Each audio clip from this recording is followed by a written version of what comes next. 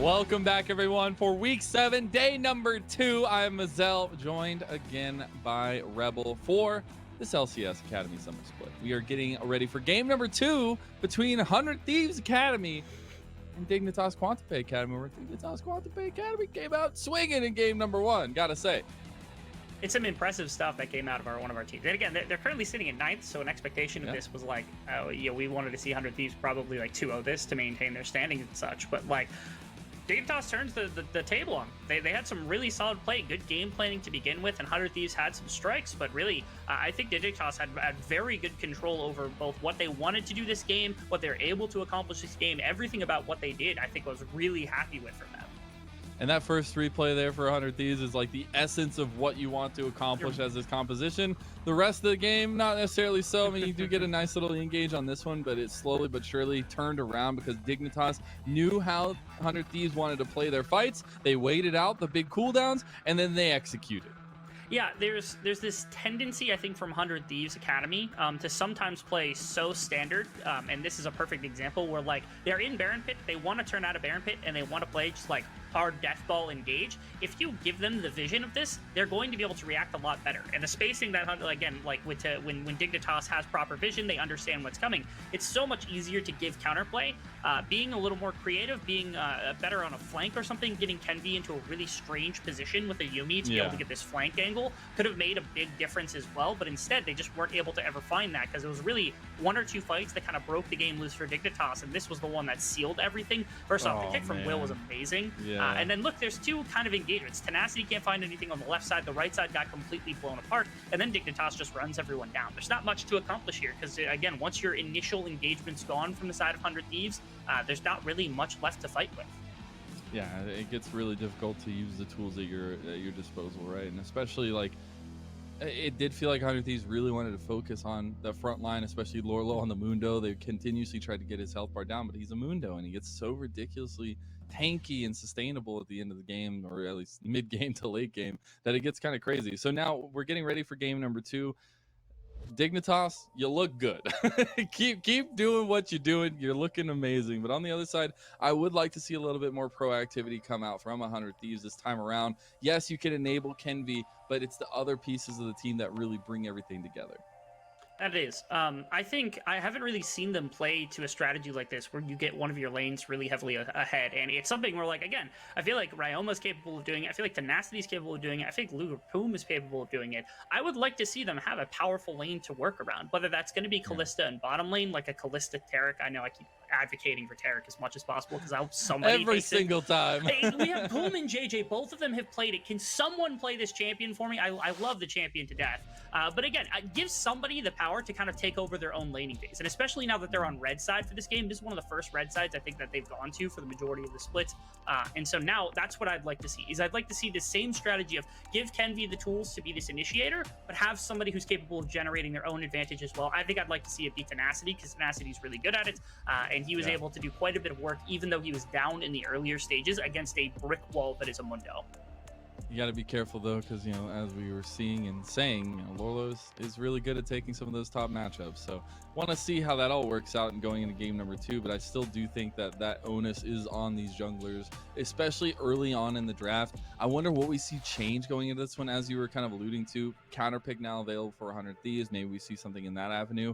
But the biggest thing for me is, like, is it really going to affect the draft? Is it going to affect the bans that much? Or for 100 Thieves, is it more so they feel like it was an execution style thing where they want to take things back? They don't necessarily, at least, are super concerned about what can be taken away from them.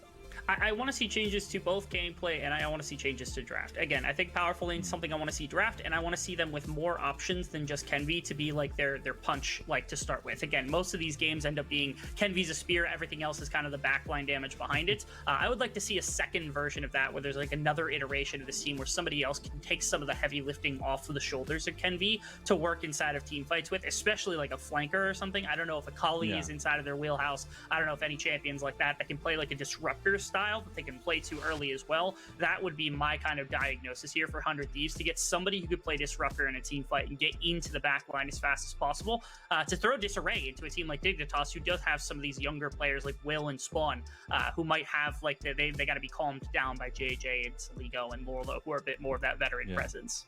Yeah, getting caught up in the action a little bit too crazy sometimes, especially when you're feeding into the action-packed maw that is 100 Thieves typically. So now I want to zoom into Dignitas this time around. You did talk to me a little bit in the break about, you know, maybe not necessarily changing things up too much. Like, you looked really good, but I do still think like there are some pieces that I want to talk about here, because Saligo looking kind of nutty on the rise in mid lane and was able to provide a lot of pressure in the late game on that pick. So I want to see what we get this time around, now that they are on the blue side, now that they do have first pick. Saligo was running very well on the rise in the initial game, and I think part of that's the wave clear and the ability to move very quickly. His support was what helped Will out in a lot of those like plays to be able to make around the map, and that like shutdown of the Lulu also kind of clamped off what Xin Zhao was able to accomplish. I think part of that is drafting the rise or something powerful for Saligo, and I think part of it is Ryoma's probably going to go for something more powerful as well. And so now you've got a bit more of a challenge in the laning phase, where I'd like to see Ryoma throw the gloves off and say, all right, let's go, let's have at it. Let's have a game. But other than that, Dignitas, I feel as though played out that first game about as well as possible. For a team that is developing, learning a style, that was really good. Support Will, help him out as much as possible, take him as your early game weapon, and then from there transition into a later game like team fight style. And Kite back also seemed to work really well there. I loved the Karma for JJ. It had so many good applications across a number of engagements. Maybe this is what what Dignitas has been waiting for, trying to find some of that ability to move backwards in fights. Notice how they are not willing to give over anything like the Callista, because they know other Thieves is going to come back with some aggression. Yeah, they're really good at, you know, taking a couple blows and dealing it right back, but we got to see a little bit of change this time around in the draft and the bans. At least we got the Callista, as you mentioned, the Mundo, the Gwen banned away by Dignitas Academy, and on the other side we have the Viego, the Thresh, and that's Xin Zhao. First pick, Aurelia for Dignitas Quantipe Academy. We've seen it time and time again now. We're like, they this made is, it I through. think, the third time we have just over this course of these last couple of games that have come out. Immediately, Ryoma says, we are going to play LeBlanc. We are going to challenge in this mid lane. We're going to push for action. And also Kenvi, this is what he popped on yesterday on the likes of the Lee Sin. This is double challenge into backline. This is a little bit different for the likes of 100 Thieves Academy. I'm happy to see Ryoma take some of that pressure into his own hands. He says, okay, I'm going to be Disruptor. I'm going to throw my body into this backline with chains and burst damage to try to bring down members of Dignitas Academy before fights start and things of that sort. But now we got the response here, and we're getting a pretty stacked comp already with just the first two picks locked in. As the Sejuani comes through for Dignitas, a little bit of flexibility in that aspect. Can go top lane, but can also go to that jungle. And then the Ziggs is the third pickup for Dignitas Academy in this first phase. Yeah, Spawn is, again, being young and having only been added to the roster within the last, year or something along that line for the likes of Dignitas Academy. This is a champion that makes some sense, only because it's very ranged to make sure that, it's difficult for Lee Sin LeBlanc to challenge into backline. It's safe on the bottom side to make sure that you can stay further back, not get challenged by Luger Boom when the time comes to be able to put that pressure on. And then the other thing is, the damage will ramp, but it's also very safe damage as well. It's consistent damage from a very long range that's difficult to respond to, especially when you're playing a composition like this from 100 Thieves, where you got low range LeBlanc who's throwing the body in, you have Lee Sin who goes in, and now even Set, who's a pure melee champion, who's more of a bouncer for fights for the Sejuani, the Aurelia, than a true engage, unless they've got low range themselves for Dignitas. I've talked your ear off, but I'm so excited to see the Set come through. I want to see where it's going to end up being for 100 Thieves Academy, as we are into the second phase of bans already. Renekton banned away by 100 Thieves Academy, as the Kaisa ban from Dignitas signals that a little bit more focus going to that bot lane potentially. I am curious whether this is a flexible Sejuani for the likes of Dig Academy, whether they can put it in the top lane that we saw just yesterday, and the ability to put it up there, whether Lorlo can take that one, and they're going to go for the Aurelia in the mid lane with Saligo, which I think is perfectly fine, and that they're saving Will's pick potentially, because what I'm seeing right now is that it feels like Tenacity is actually going to be taking the set, where sometimes you consider Ryoma would be the one taking it, or Poom might be the one taking it. I was going to say it seems Poom, like they're setting but, up top lane here is the one that's getting set up. Yeah, that's what I love about drafts right now in this meta, and especially in 11-14, is like there's been some nerfs, there's been some buffs to some of the strengths that we've seen over time, but we still get to see a lot of these picks come through and a lot of the flexibility come through. And yes, that sometimes drives those casters crazy, but it makes it so much fun, and it just ups the game that is within a draft, right? Because I always feel like it's a little bit of a chess match, and we're watching Invert and Golden Glue go at it right now, as Luger is going to get the Ezreal. Yeah, it's there's a couple of challenges to Ziggs that usually exist. Two of them are Callista, and then Senna Wukong is another one that teams have come up with, which was like, I think it was on the Academy stream yesterday it got put out. Today, neither of those available because Dignitas learning from their predecessors, not allowing the Ziggs to get aggressed against like that. So instead, 100 Thieves go back to what is Ezreal. Luger can play Ezreal. He's a good Ezreal player. Tends to play very defensively on this champion, laning phase and outside. This might open up Boom to roam just a little bit more than you would average, as right here, Gauntlet's thrown off. This is not going to be a solo lane Sejuani. It is instead going to be Camille in top lane. Oh my god, I love it from Dignitas here. They're feeling confident after that first game. They've got a very stacked up composition. I love the Nautilus flavor in there, though. Provides a lot of that CC, but they also have so much synergy with the Sejuani. A little heavy on the weapons to choose from, but I feel like they'll be just fine with that one, as we actually get the Mordekaiser locked in for Tenacity. They swap out the set pick, because again, it felt like they were setting it up with like a Renekton and a Narban, getting rid of two of the better laners into it, and then they say, okay, Lorlo's going to pick for the Camille. That's a powerful laner, and it's something that will eventually outscale the set in the side lane. So they go, all right, set into the bottom lane. You can deny the Nautilus engage. You're going to get poked out. There's nothing you can do about that. Just suffer for a little while. Act as a disengager for these melee champions, and then outside of that, we're going to pick for something that can work into this top lane matchup, into the likes of the Camille, by giving Tenacity what he wants. This is that counter pick I was looking for, to try to throw something into the or like a wrench into the works that is the side of Dignitas. And look at that, powerful lanes. This is what I'm looking for here from 100 Thieves. I'd like this to look a lot more than what we've been seeing from them recently.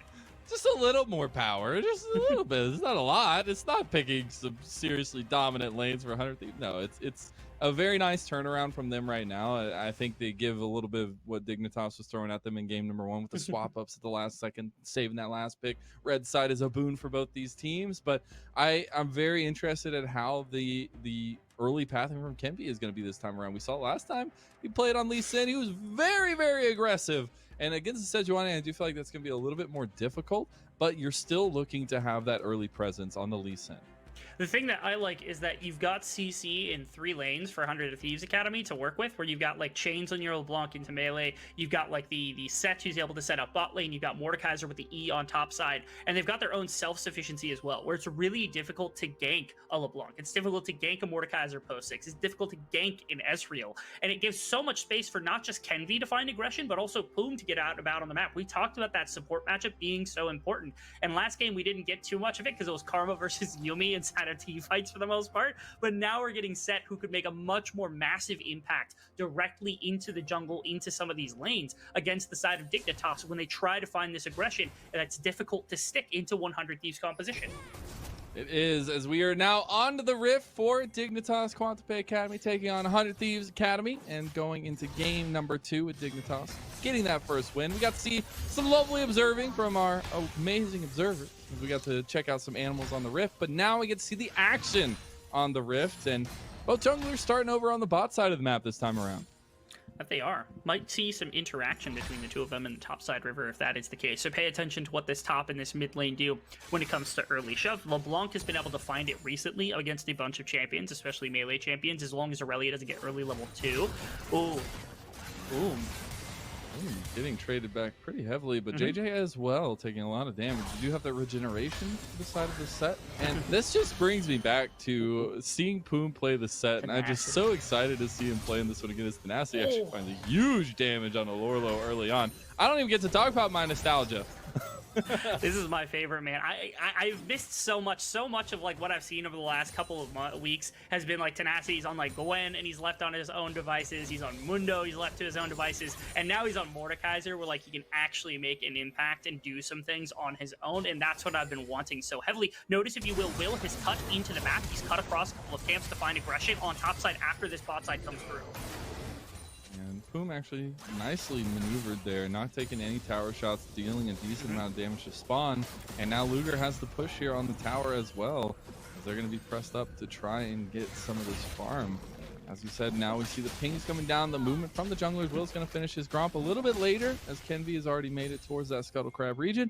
Maybe looking for that invade here, as we've seen this happen for 100 Thieves over and over again on this side, like in these moments, right, where you get that roam down from Tenacity and it's just a deadly duo.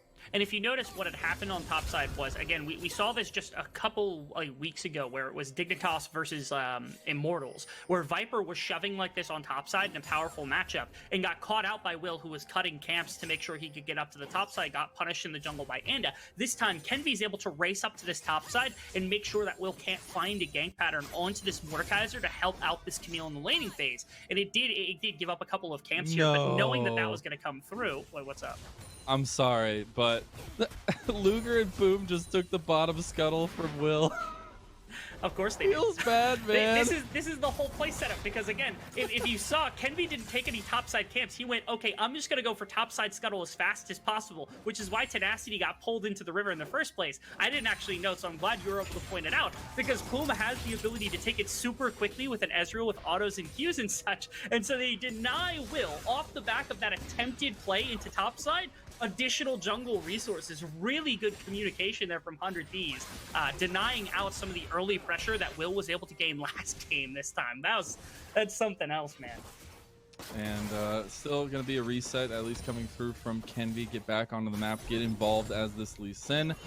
Everything else has been a little bit back and forth, at least in trading terms. CS isn't going to be too crazy. Top lane Tenacity's got a decent farm, but we're looking at this objective. 10 seconds for the dragon to spawn. Saw a decent amount of early objective focus last time around as well in last game, but this time maybe a little bit more difficult to do with both teams having so much fluidity. Correct. When it comes to trying to contest on the bottom side of the map, you will note usually LeBlanc should have decent push because she has some pretty good wave clear comparative to like the melee Aurelia trading potential. Things go in that favor. It's not lopsided. It's not like pure advantage for Ryoma, but should be perfectly fine for him to find on the LeBlanc roam timers a lot faster and can even sacrifice minions because of how big of a kill threat that he is. And bottom side is the opposite, where Ziggs is going to have so much more wave clear than an Ezreal should at the beginning of the game. And as long as they don't allow Set to really access the wave and like allow for Ezreal to just like push forward and use autos and Qs and clear everything as fast as possible, should be Ziggs constantly having push. So you have like mid roam from Ryoma versus bottom, like where like it should be JJ able to step out fast and spawn right behind him on that regard. But it seems like Luger Plume have actually been doing a really good job contesting the wave during this matchup, which is rare because Ezreal doesn't have a bunch of wave clear to work with. So that's a play thing that you're actually talking about. At some point, Spawn had burned Flash, I think, during that bot lane engagement, and it's forced Spawn to play even further back and more reserved than as it usually should during that early laning phase before the AP has come through. Yeah, that's never really a position you want to be against an Ezreal who can just take lane dominance with poking and different ways that you can position yourself there. We do see Kenvi going for an early dragon here on the bottom side as they took the onus of having priority in bot lane. And it will be just a nice secure from 100 Thieves. I will. Pretty easy early Drake take. There's a bunch of melee champions right now to eventually utilize the passive of Sejuani on, but it seems like some of the earlier laning phase is kind of difficult to work through, again, especially for LeBlanc, and given, like you said, that priority he had on bottom side, they were able to snag this early dragon away, which sometimes it should be felt that, again, with bot push, maybe there should be some contest for that, but able to find it. Okay. Nice. Man, I swear, Dredgeline, sometimes, like I used to think it was only certain players who got the extra little length on their hooks, but at this point, I don't even know.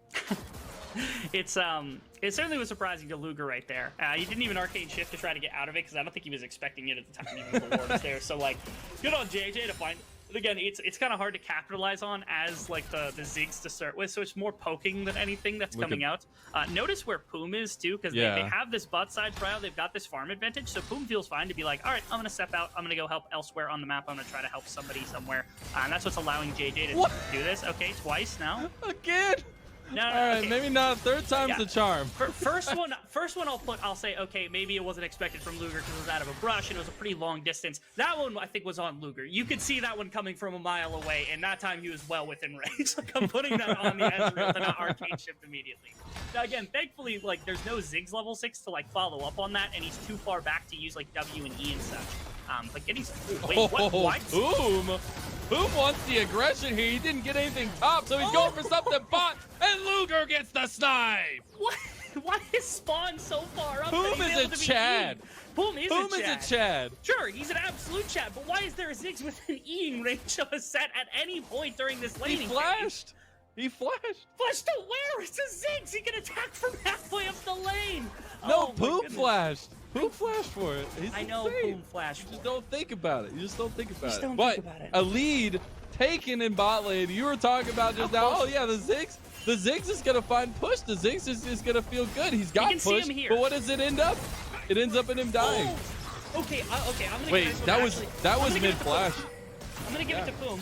It wasn't just mid flash. It was also like the E corner trick, where like you're the corner of your E, if you tilt it a little bit, will get you a little more range. Yeah. Boom, expertly finding that little grab right there. I gotta give him props to that one, because again, I actually think Spawn did better than I thought. I thought Spawn was just like in range, and I was like, okay, I don't know why Spawn's up that far. Spawn had good distance. It was just Boom knowing the exact limitations of that champion. Really nicely played on that support set right there. What happens when you put two Chads together? Well, that's what you're seeing on Summoner's Rift right now with Set and Boom in tandem right now. I love to see it. Oh no, Tenacity though. Gonna get in some trouble here. Gonna have some damage on the Lorlo. Yeah, gonna have some decent 1v1 potential here. He missed it just a little bit. Can he get it? No, he cannot. Lorlo gets the return kill for Dignitas. The Obliterate would have also been the complete difference right there between winning that and losing that from Tenacity, especially because eventually you had the support of Kenvi, so even the one-on-one up against Will would have likely flopped in your favor. Oh, actually Kenvi found that kill. Oh, all right. Yeah. We take those. Okay, Kenvi. I see you, Kenvi. He's in some trouble here. He doesn't have kick. He doesn't have flash, and he doesn't have kick. He does literally nothing to get out of here, but can he? Oh, they double ward. Now they get the TP. All right, they're committing, but Kenvi, he's going to go down before anything can happen, and JJ gets the kill.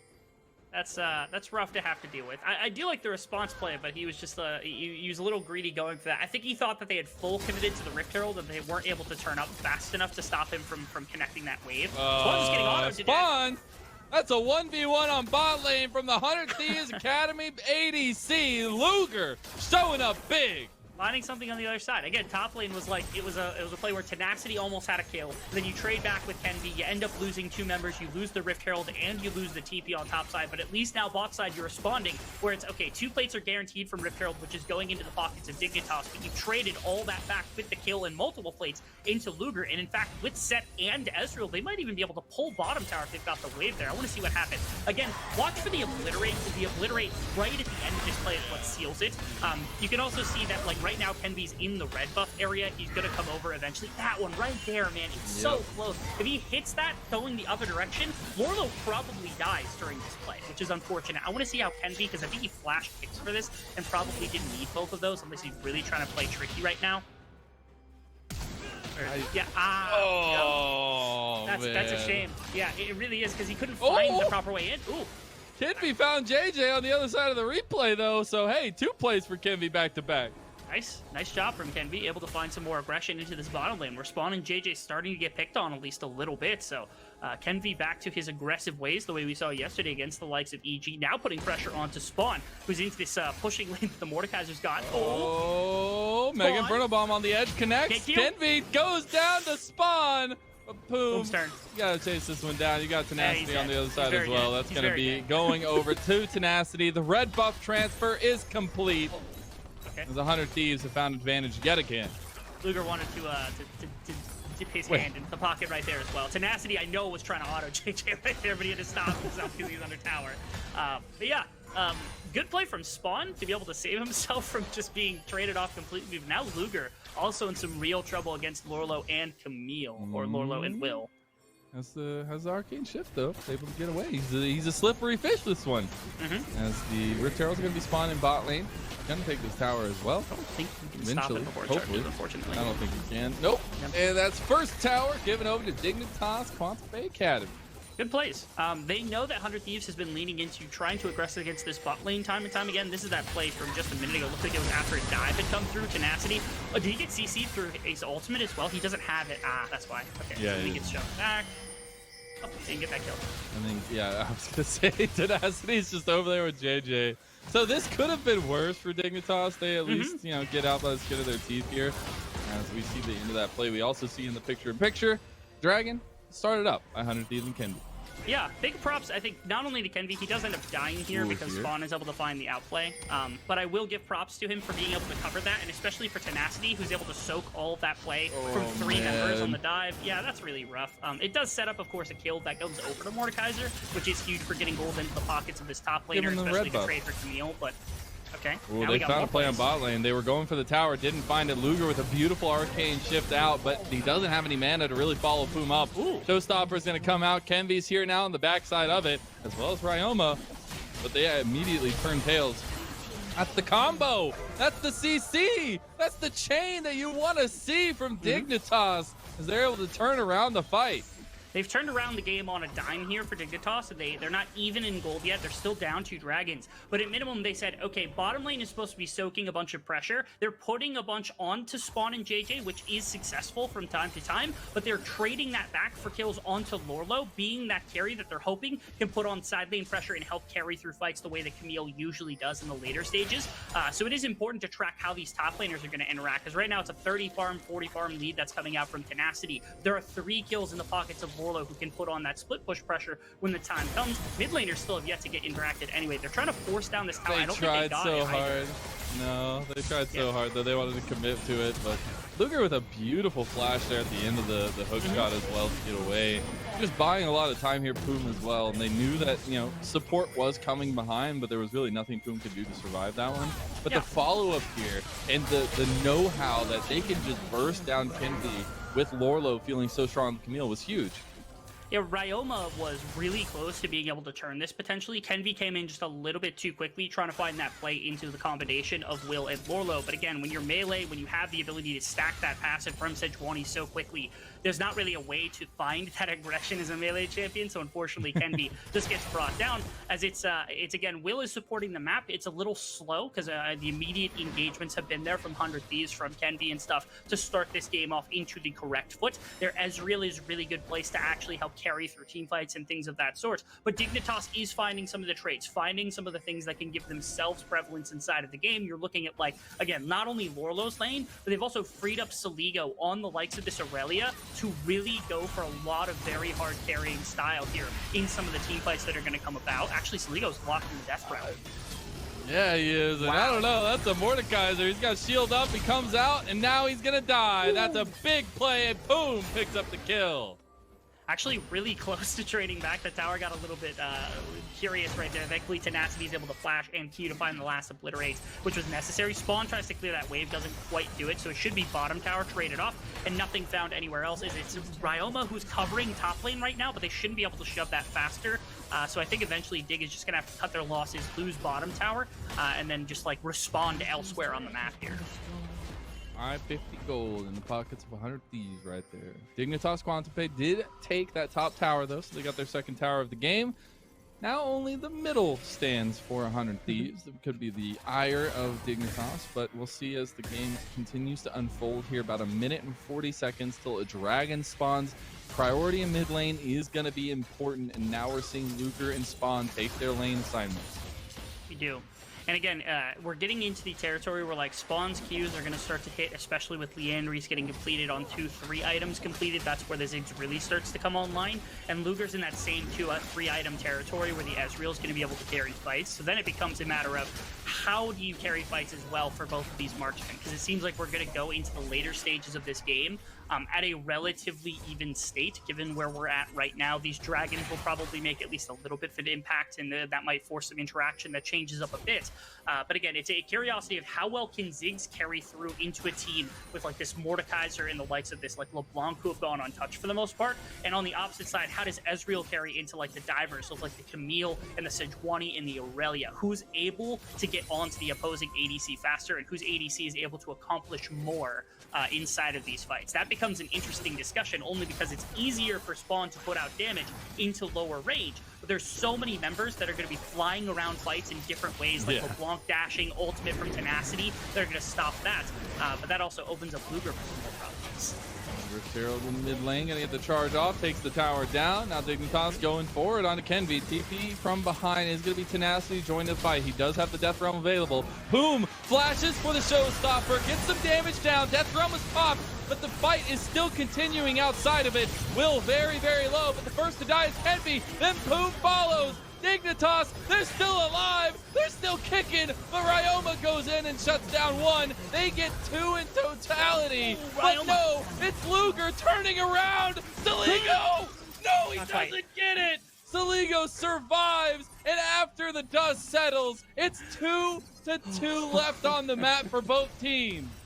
It is such a difficult position on both sides to be in. Because on one side, 100 Thieves, their front line is gone. Because you've got Boom who goes in immediately. You've got Tenacity who ults out of the fight to pull Will out. And that opens up so much play for Saligo. But then you've got LeBlanc and you've got Ezreal who are in powerful places to carry the remainder of everything. And Spawn's also throwing in damage the entire time. Where like Saligo, with this massive ultimate, is able to clean up so many members. And while Tenacity's doing great work inside of the Death Realm, he can't do much. He can't get the kills. And thankfully, the stopwatch stalls for enough time to allow Ryoma access and Luger access to put out some additional damage over the course of this one to make it even. But goodness gracious, these fights get absolutely wild. It's insanity here, and the fact that Saligo lives. The shot was coming to his head, but he's too quick. You see in the picture-in-picture, though, the dragon was secured by 100 Thieves. I believe that does put them on soul point here. It'll be a nice little pickup for them, and a nice pressure on the map, at least, where you've taken some topsy-turvy fights so far. You need as much as you can get. And we're running into a place where, like, Aurelia's getting into, like, hyper-sustain mode. If Mordekaiser's not around to lock her in the Death Realm, there are some problems that can come about, at least from allowing her to assist and fight. So I think Tenacity's going to have to start to put that focus into his back pocket, is saying, okay, Saligo needs to be removed, probably not Will, probably not anybody else. And this next Dragon's going to be a forced fight where, like, you do have quite a few members. The thing I'm watching for now is Ryoma, who's able to play off-tempo to find plays into side lanes or into some of these positions where otherwise kills might not come through. If this LeBlanc can find a pick off onto Spawn, find half health onto Lorla or Saligo, burn TPs or something during these scenarios to respond, that is going to be a massive game changer from the side of 100 Thieves and their ability to take fights. Because when all 5 members are together, Dignitas' fight is really hard to try to deal with the number of divers and frontline that they've got, the CC that they've got to work with, and Spawn throwing in a bunch of free damage. So 100 Thieves need to remove some of those layers before the fight begins.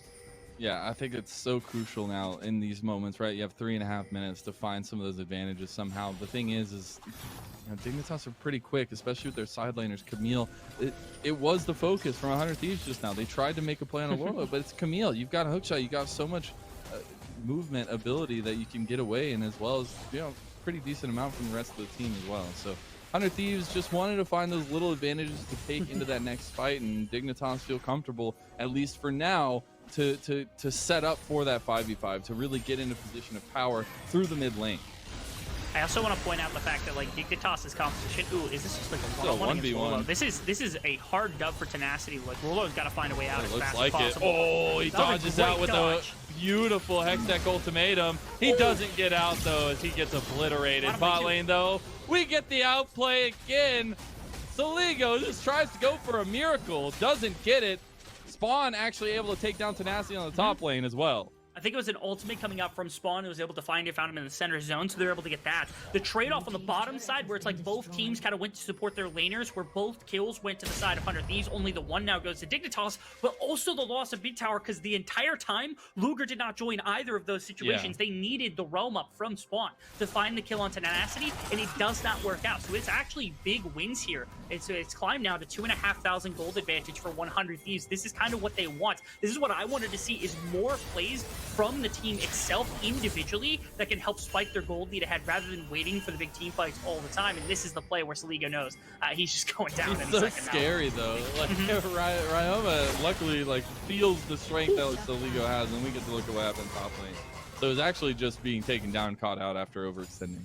Yep, staying up a little bit too far, not expecting the response from everybody else. Although, in fairness, if nobody responds to him, he can shove tower like into tower and maybe look for pressure. And because they did, it opened up Luger to be able to push down mid lane. So like one way or the other, you know that like bot lane, if there's not pressure there, you're free to push on top and mid. If somebody comes to you, mid lane's free to push. If they go to mid lane, you're free to push and bot lane wins. So like you're in a winning scenario no matter what. And while yeah, Tenacity dying isn't good, at least it opened up the remainder of the map from all of the members that had to return just to find that kill up against the Mordekaiser.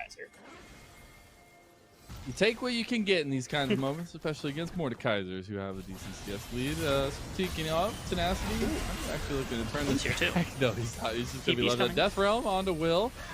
You have TP joining, but a lot of damage already coming down. Kimby's just buying some time. Tenacity's still alive. Now he's back into it. Big true shot barrage. He is a raid boss. He almost gets bumped. Take it out, though. Holy cow. His health bar's gone, and Spawn gets the kill. There's Ryoma. 100 Thieves wanted to try so bad, but they didn't find it. Ryoma on the top side. Yes, he is. He's going to push in top lane. I think they're just going to sacrifice here. I don't think they go for Dragon right now. They're instead going to just like play away from what had happened because Ryoma didn't have TP. He just now got his TP up off of cooldown, so the response isn't there. They're going to push for top tower. They're going to go for everything else. I'm really surprised Dignitas doesn't just stick around on bot side to go for the Dragon on spawn to prevent the attempt from 100 Thieves on the rebound with TP from Tenacity to go for a play. Because if they're not very careful right here, they could wait long enough where Tenacity gets to re-enter a fight after a back. Wow. Nice move. With the thumbs up too. Luger fielded himself. I love it. Okay, now notice Poom is in the river right now. Aurelia is kind of chasing. They do have potential TP wards to set up behind the pit if they want to look for a fight. 100 Thieves oftentimes will look for something like this as well if they're able to get Tenacity in position. And like you said, Ryoma's still split pushing. They're willing to sacrifice. He's also got TP, but yeah, I was just setting up just in case he wanted to TP in the back, but that's just going to be a second tier tower taken out. That it is. So 100 Thieves, they don't make the aggressive play to go for like a really hard fight around the Dragon or anything like that, even though Dig opened up the possibility. Maybe they're okay with like the possibility. So instead they just are like, okay, we'll put more gold onto our LeBlanc, we'll sit, we'll wait, we'll get the rebound play. And you can notice they're actually up 4,000 gold. They've been able to expand this lead. Spawn is caught, flash nicely, but he's still dead. The chain connects and Ryoma shuts him down. Exactly what I want to see from a LeBlanc and exactly what Ryoma has been needing to do the entire game. Finally comfortable enough to go for these aggressive plays into Spawn, who gets to play so far back that finding these little laps of vision here from the side of Dignitas is where Ryoma is able to find this fantastic set of play. And now Baron needs to play as well. You think Kenby's kick, ultimate from Tenacity, one player down, no marksman that's able to go from range. This is a tough fight for Prospect here from the side of Dignitas, especially when you're down gold. And it definitely looks like they're as well ready to go for a fight. Hextech Ultimatum comes down around, but Showstopper brings him out of it, and that's already Lorlo down. It's a 3v5, and 100 Thieves are looking for the kills. They don't want the Baron. They want your life. That's a double kill for Luger. Not going to matter at all. You can notice that not only does this fight go in their favor, so they're down 2 members. Will is still alive, so is Saligo, so maybe they'd be able to find something if they had the pressure from Spawn. But Spawn had to run immediately bot lane because there's a wave and a half stacked on that bottom tower, and it's going to open up this play potentially. Dignitas still hanging around, thinking maybe we can poke and prod. If Spawn gets here, maybe we can try for something with a Mega Inferno Bomb, but I don't think it's fast enough. I don't think it's going to work out. There's the Mega Inferno Bomb and the Baron down. Will now caught between the teeth of 100 Thieves, but they will not be able to sink their teeth in as he gets away. There's a Baron buff across the board for 100 Thieves Academy. That it is. Able to find their plays now. 100 Thieves is able to secure themselves an advantage. And again, a lot of this came off of the back that this was a quick turn. This was like a bait from Ryoma where Poom was able to pull Camille out, who is one of the more powerful members. Lorlo unfortunately goes down so quickly inside of this fight. And then there's the pick-off, of course, of JJ, who's got all the wards. He's got a bunch of the frontline pressure.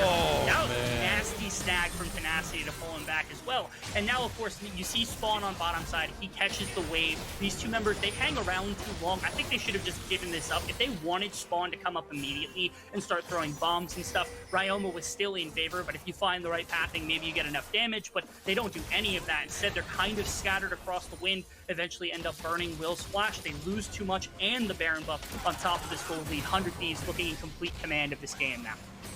They are indeed. Very big gold lead and very big pressure lead right now as they take the second tier tower in mid lane. Now the question is, where do they want to continue to push? There's going to be a little moment of a lull here for themselves, but they've got top lane pushing for Tenacity now, as well as minions still coming up in mid lane. going to kind of abandon bot lane for now, but keep their pressure between the two. And they're happy with this because again, if you decide to go into 3 lanes here, it means that like Ryoma has more possibility for pickoff if you want to rotate between the two.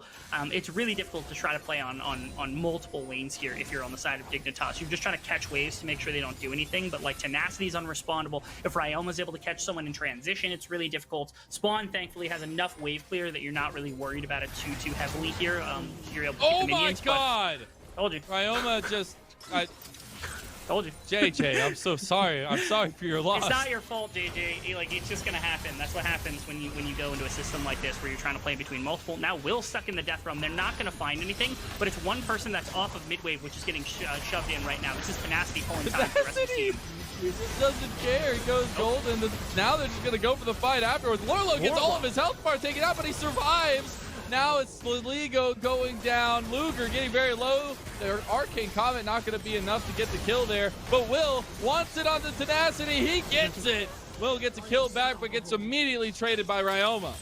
They got split up so heavily right here. And while Dignitas almost makes the hold happen, actually, they don't end up losing any of their base, which is really... Well, they lose their mid inhibitor tower. They don't lose inhibitors here. And they also don't lose top inhibitor tower despite the gold advantage. I think this is actually a good hold from Dignitas as long as they don't lose right here. Oh, JJ. Oh, JJ, yeah, don't die. Oh, Ryoma. He's dead. They ignite from JJ. It's huge. Now the hook shot flashed out from Poom. Yeah, it's going to sound kind of weird, but I actually think Dignitas somehow was able to make a massive hold right there. Because not losing your inhibitors is big. You're now able to compete for the next dragon because you just brought down Ryoma and Tenacity for this, so there's no setup that comes through. It's multiple waves being played on here from Dignitas. I think they should have hard committed to mid tower here with Tenacity stalling for the remainder of the play, but instead they go for the fight, trying to find a kill shot. And while Tenacity buys a ton of time, it's just not enough. They aren't able to find it. It's so hard to kill everybody. Sligo takes a while. Warlord takes a while to kill. Spawn is able to put in enough damage underneath this tower that you bring down enough members, but this fight does not get to continue the way that you want to from 100 Thieves. So I actually say good on Dignitas. It doesn't look very good for them because there are plenty of members going down, but I actually got to give them props for the base defense. And you saw in the picture-in-picture, Dignitas were actually able to secure a dragon for themselves. So that's going to be nice as we come back into live, but we just have to see the rest of this play as Lorlo, he tried. He tried. But also, JJ tried. And JJ died very quickly in that moment. But we're not actually going to go back to live because we have the TP play coming in from 100 Thieves Academy onto Saligo. The Glacial Prison's going to buy some time, but is it going to get Saligo out? He's in the Death Realm, all locked in with Tenacity. That's going to be a kill going over, and the stats as well. Tenacity claims 1, and they will push mid lane. Things that need to be prevented here from Dignitas are getting picked off like this. I know it's very difficult with like the ultimate from Mordekaiser and Ryoma kind of wandering around as these like pick tools, but this is going to give up your mid inhibitor, which is what you defended earlier specifically from that Baron buff push. You did stall the game a little longer with Ocean Drake, and this isn't enough members gone off the side for 100 Thieves to just shove in relentlessly, so they are going to live to fight at least another day. Again, you want to try to prevent these members from going down off the back of these pick tools that are held by the side of 100 Thieves. That's the one thing you can do to really stall this game out from Dignitas' side, where they've been able to find some of these okay fights, these situations where 100 Thieves just go a little too far with some of the aggression. And off the back of that, they're buying themselves more moments inside of this game. Aurelia is getting into 3rd item, 4th item territory. Slowly, Lorlo has gotten into Quicksilver and all of a sudden becomes a threat to maybe get into backline and one-shot somebody. Eventually, Spawn is going to be on 4th item with Rabadons, and that damage is going to be really hard to deal with if you can't respond to it immediately on the side of 100 Thieves. So Dignitas, they're struggling to breathe, but they're not dead quite yet. And I love that they were able to get that dragon, right? Maybe it doesn't mean that much in the grand scheme of things, but buying that time, lengthening that timer for 100 Thieves to get to the soul is huge, especially with the Ocean Soul, where it provides all that sustainability. So I love to see that Dignitas are still able to get presence on the map to some extent, right? They've been kind of put into a corner here into their base now with the vision that 100 Thieves has been able to acquire, but I still think that as the team fights come to a head, and especially as you get Sligo and Lorlo finding the targets that they need to find, that's where the fights turn for Dignitas. I agree. It's a place where like eventually what's going to happen is like Tenacity's pick tool has to be used to make sure to remove somebody, either probably the Aurelia, if not Lorlo, one of the two. But now that Quicksilver's done, Quicksilver could be done on multiple members, and that's something to consider. That now all of a sudden Tenacity isn't as useful for just like pure pick tools inside of a fight. If LeBlanc doesn't find a lot of early access to damage, and if somebody's able to get her, she's pretty squishy. But this is completely out of vision. 100 Thieves is taking this. I think they're almost done with it. Well stolen! Will, you monster! Now can the fight afterwards be any saving grace for Dignitas? It's not looking likely. Will's trying to dodge out, trying to get away, but he'll die. And Saligo taking on the world here. Does have his Stairs Gaze pop, but he'll die as well. They get the Baron, but what does it cost? It costs everything. Ryoma dies to JJ. JJ buying so much time, but Luger is godlike at 7 kills on the Ezreal, and they're pushing for the win. Okay, can you buy 20 seconds at his spawn to try to get somebody back up? Because Lorlo's down. I cannot believe Will stole that completely out of vision. No information on how close that was to being dead. He just goes over the wall. I think it was even his W that got it before anything else. Spawn! He dies here, though. That's huge. Tenacity gets the ace. Nice move, but it doesn't mean anything, as this game is going to come to an end with some miraculous plays coming out towards the end from Will and Dignitas. But Lorlo wants to make it known that they don't go quietly. Do no they just way. get the outplay? There is no way. There is no. Lorlo's dead. They've still got 3 members. They got super minions. They are not going to end the game here. But what a roller coaster these 100 Thieves games have been. I am just completely astonished by everything we just witnessed. Because Dignitas, they were down 4 members. The only saving grace was that Baron buff with the Ziggs able to take this. You saw how close it was to going down. This was completely blind from them. Will just walked straight up. Again, I don't think he actually smited either. I think this was a QW. Oh no, he did get a smite off at the very end there. Okay, I thought it had dropped even lower, but okay, yeah, Will, that was blind up until the moment he crossed into the pit. The fight afterwards was really aggressive. I think if they just pull off with 3 members and hold their Baron buff, this ends up being a really heavy gold influx for the side of Dignitas that they desperately need to stay relevant in this game. But either way, they're able to clutch at the very last second, hold off at the Nexus line, and maybe contest for this next dragon that 100 Thieves has been desperately trying to force on. And this is the fight they're looking for. There's a ward in the back though. TP for Ryoma is available as well. They're going for the end. Ryoma's going for the base. Dignitas, their TP. Spawn, can you make it in time? As now 100 Thieves are taking the fight as well. And Ryoma is ending the game. He kills Spawn. And what a way to finish this roller coaster. 100 Thieves take the steal. They take the fight, and they'll even it up at the end of the game. 1-1. What a game from both these squads. There's the auto attack. There's the end. 100 Thieves take the dub. Off the back of a ward left in the base after the towers were done, Dignitas were scrapping for minutes there at the end for their lives, able to keep it up, and all it took was the TP. Oh my god. It's so anticlimactic. And 100 Thieves was running things. It was worthwhile victory. And Spawn just gets obliterated when he gets to the fight with Ryoma. Literally, the observer tries to make it there in time, and he's already dead. Like, you already see the animation of him flying up in the air. So, what a game! Oh my god, that was just the first series of the day. My god, Rebel.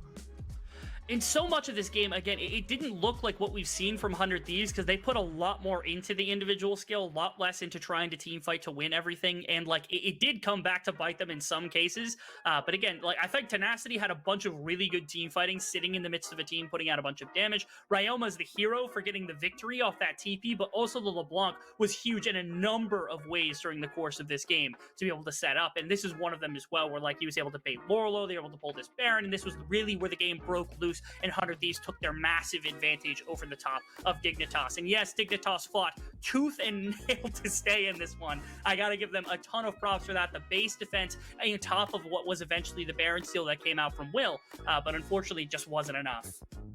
The bright moments are oh so bright though for Dignitas Quantum Bay Academy. I love to see Will performing this level, and yes, they didn't take the second game, but they did take a game off one of the top teams in Academy, a team that has been surging, a team that has been playing so good as a whole, as a unit, and to make that game one look like it did, that's something that's telling, right? And even if you do take the second loss, right, it still shows so much growth for the team across the board.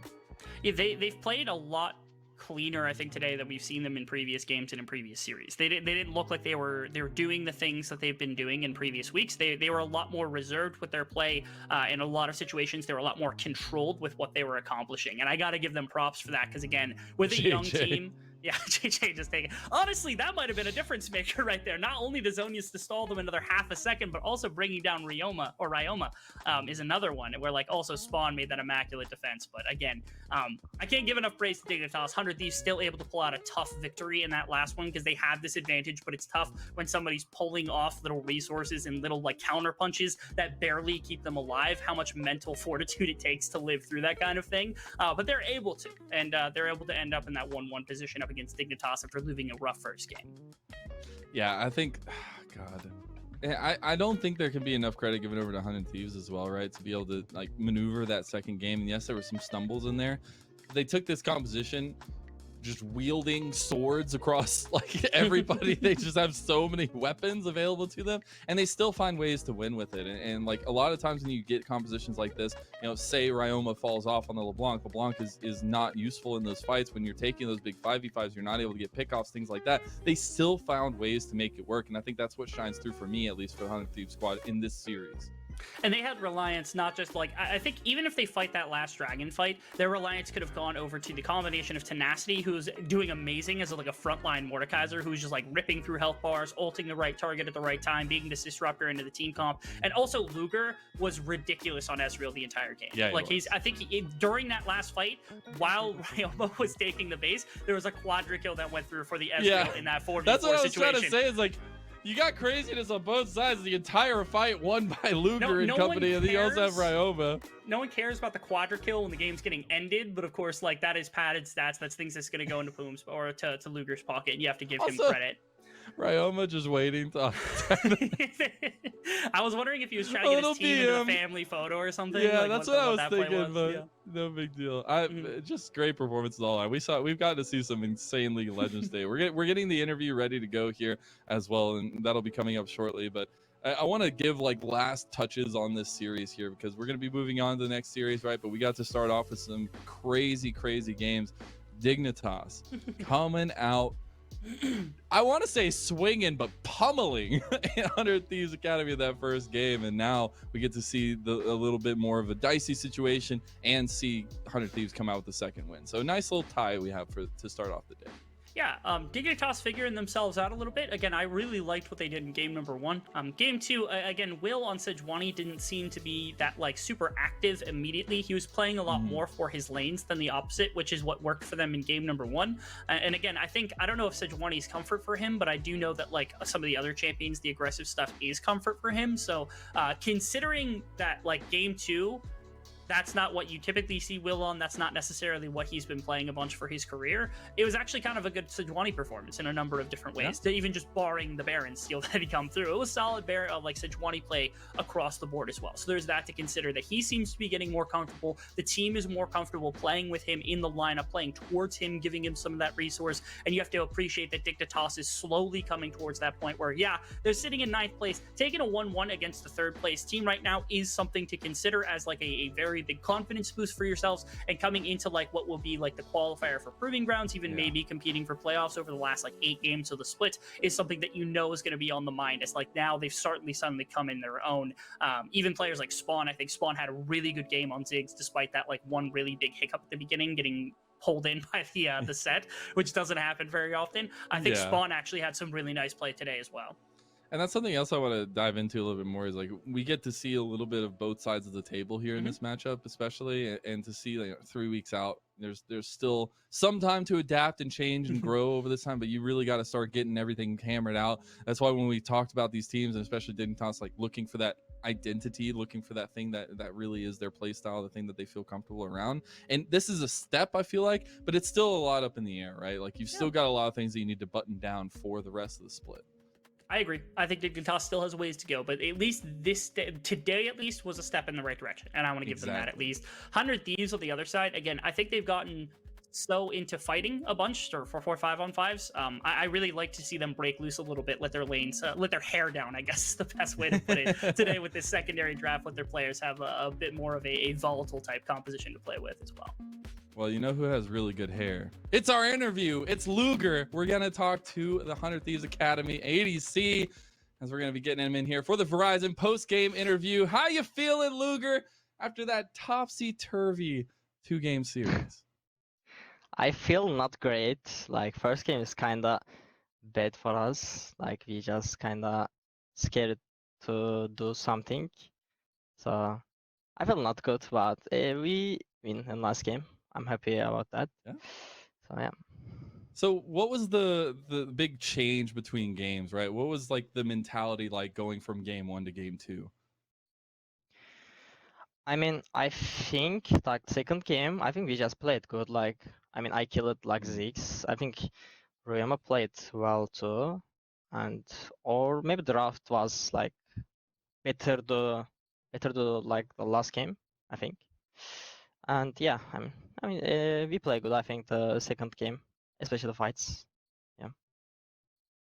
Yeah, especially that last. I gotta ask. We gotta dive a little bit more. I'm gonna let Rebel ask a question after this, but that last fight in game 2, just tell me what the comms were like. What was it? Well, just tell me what happened. I mean, LeBlanc looking the backdoor, and like they cannot stop the LeBlanc. Like, if it's going somewhere to go, you just take a Drake, Ocean Drake, and like they need to choose like something, and they choose like, I guess, 5-man go Drake and 6 TP to Nexus, but it is like not good because LeBlanc gonna one shot the Ziggs, so you just can't. So was Ryoma just screaming like, "I got backdoor! I got backdoor!" Yeah. That's awesome. Rebel, if you want to ask a question or two. Yeah. Let me just ask a question, because the split is slowly coming into a close here. And you talked about like the performance and not necessarily feeling good. So if you had to give it one improvement that you think your team can make before the end of the split to really put yourselves into a great position to start finding that success and start living up to that like play we know is the #1 seed coming out for like 100 Thieves. We know you guys are capable of that. What do you think that improvement is that you guys can make during these last like 8 games of the split? Or improving, like I do not understand actually like too much. Like, this is or improving, or like do we need like what would you your English is not plan good, for? sorry. What do you want Like to the improve? team. Yeah. I mean, for our team, I think like sometimes or like choosing like kind of like what's like emotional or like confident to like do something. Like, we kind of like lose our confidence to do something. So I think maybe like our weakest part is this. Yeah, I mean, I think just confident and like just fight, just don't scare it, do something, trust, yeah. I like it. Last little thing. You got any shout outs, any call outs, anybody you want to talk to or talk about here before we let you go? For what? Can you say repeat again? Do you have any shout outs or call outs or anybody you want to talk about here before we let you go for the interview? I'm for fans. Hey, I like it. Yeah. I mean, thanks for supporting, and I mean, I'm sorry. I just did it. No, you're totally good. I've loved to see your English improving week after week. We got to interview a couple times. It's been awesome. Keep up the good work, man. Keep up the win streaks. Keep up the confidence there for 100 Thieves. Y'all been amazing. Have a great night, man. Yeah, have a good day. Thank you. All right, that is it for our Verizon post-match interview. We're going to be sending to a little break here while we get ready for our second series of the evening, which is going to be Golden Guardians Academy taking on Evil Geniuses Academy, who also had crazy games yesterday. Let's see what we have in store. We'll be right back. Verizon believes everyone deserves the best. That's why we start with 5G from America's most reliable network. Verizon 5G is next level. Then give families plans to mix and match, so you only pay for what you need starting at $35. You get so much more than this, a great network. And offer the best in entertainment on select unlimited plans, like Disney Plus, Hulu, and ESPN Plus, as well as Discovery Plus, with a Galaxy S21 Plus 5G when you buy one. There's no reason to settle for less than the best, only from Verizon.